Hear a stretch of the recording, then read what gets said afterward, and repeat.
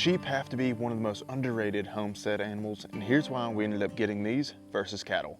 Let's do this. So when running a homestead, we have to think about how do we produce the most amount of food for the least amount of effort on our land base.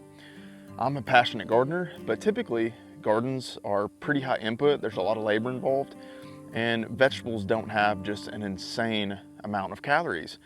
So then we have to ask the question, how do we produce calorically dense food from our homestead? And that brings us down to producing meat.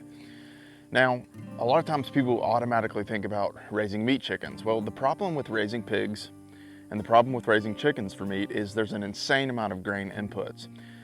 What you see all around me here is a lot of grass. So the question we have to ask is, how do we convert this grass to meat?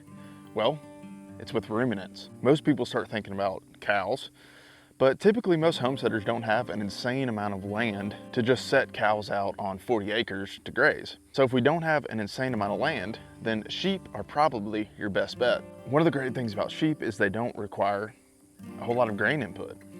They can simply eat grass, and they are fantastic at converting grass to meat. One of the issues with cattle, outside of the fact that you're going to need a larger land base, is that they're a larger animal. It takes more infrastructure to have them, and they're not as family friendly. I don't know about you, but if you let your 4-year-old near a cow, that could end really badly.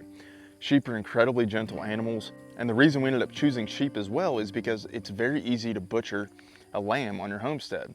You're producing red meat via grass, so it's incredibly healthy, and just like butchering a deer, it's relatively easy. Butchering a cow on your homestead is a whole nother scenario. So if you don't have a large land base, let's say 5 acres or less, sheep are probably your best bet because you can stock a larger amount of sheep on a piece of acreage versus cows. One of the cons to sheep is they do have a higher parasite pressure.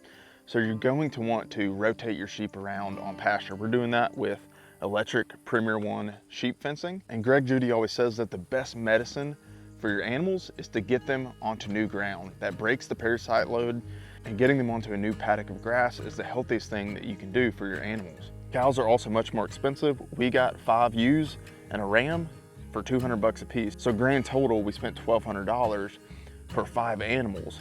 All of these ewes should lamb this next year, and so we will have red meat for our homestead that's incredibly nutrient dense. And the pro to this as well is you're able to fertilize and build up your pastures versus running around with a mower every 2 weeks. These animals are fantastic mowers and can replace that John Deere riding lawnmower. If you have any questions, put them down in the comments. We'll see you on the next one.